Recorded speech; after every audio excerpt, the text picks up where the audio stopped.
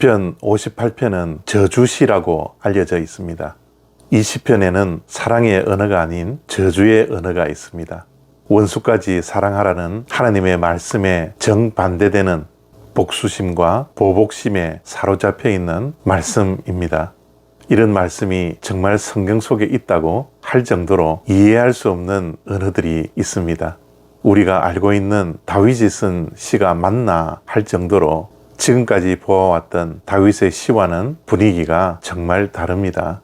시편 58편 뿐만 아니라 전체 150편의 시편 가운데서도 몇 편의 저주시가 있으니 이런 시편을 만날 때마다 우리가 어떻게 이해해야 할까요? 시편 58편 6절에서 9절까지 말씀입니다. 하나님이여 그들의 입에서 이를 꺾으소서. 여호와여 젊은 사자의 어금니를 꺾어내시며 그들이 급히 흐르는 물같이 사라지게 하시며 겨누는 화살이 꺾임 같게 하시며 소멸하여 가는 달팽이 같게 하시며 만삭되지 못하여 출생한 아기가 햇빛을 보지 못함 같게 하소서. 가시나무 불이 가마를 뜨겁게 하기 전에 생나무든지 불 붙는 나무든지 강한 바람으로 휩쓸려 가게 하소서. 아멘.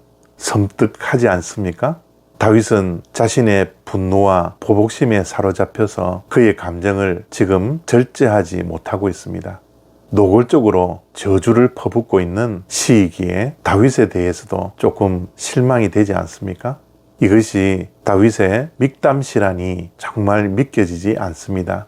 이런 절제되지 않는 감정과 언어를 가지고 숨어있는 동굴 벽에 이 시를 쓰고 있는 분노에 찬 다윗을 한번 상상해 보십시오. 이것이 다윗이 쓴 시편 가운데 황금시라고 여겨질 만한 다윗의 믹담시입니까?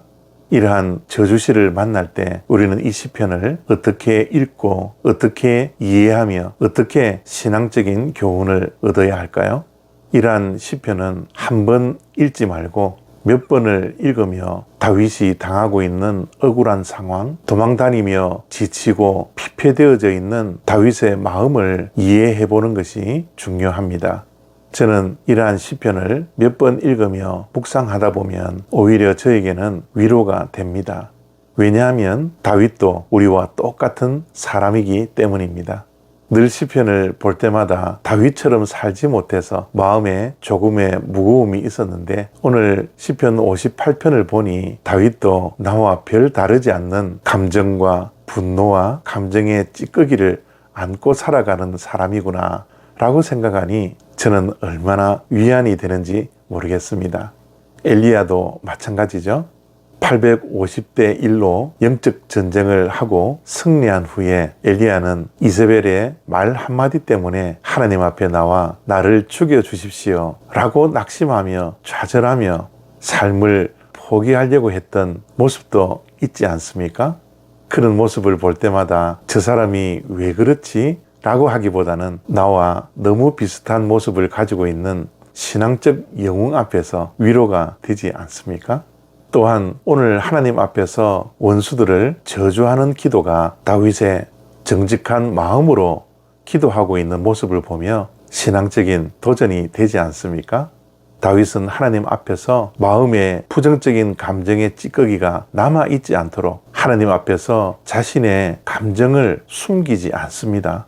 하나님 앞에서 거룩한 척, 경건한 척, 감정 하나 절제하지 못하는 바보 같은 사람이 아닌 것처럼 자신을 하나님 앞에서 위장하지 않습니다. 또한 다윗의 이러한 저주가 다윗의 최종적인 기도가 아니라는 것을 우리가 기억해야 합니다. 다윗이 썼던 시편과 다윗이 했던 기도의 전체를 보면 지금 절제되지 않는 분노와 감정이 일부분일 뿐이라는 사실을 우리는 기억할 수 있어야 합니다. 우리의 감정이 업앤다운이 늘 있는 것처럼 다윗의 감정도 우리와 성정이 똑같은 사람이기에 업앤다운이 있는 것임을 우리는 기억해야 합니다. 다윗이 원수들 앞에서도 끝까지 인내하고 하나님의 심판을 기다렸던 사람이 되기까지 이런 감정에 굴곡이 있었다라는 것이 오늘 시편 58편이 주는 신앙적인 교훈입니다. 우리 또한 절제되지 못한 감정으로 그리고 감정의 굴곡 속에서 살아간다 할지라도 우리의 최종적인 모습과 신앙이 아님을 알기에 오늘도 다윗의 모습을 보며 위로받기를 원하고요. 우리 또한 하나님 앞에서 숨김없이 정직하게 솔직하게 우리의 감정을 토설하는 기도자가 되시기를 소망합니다. 감사합니다.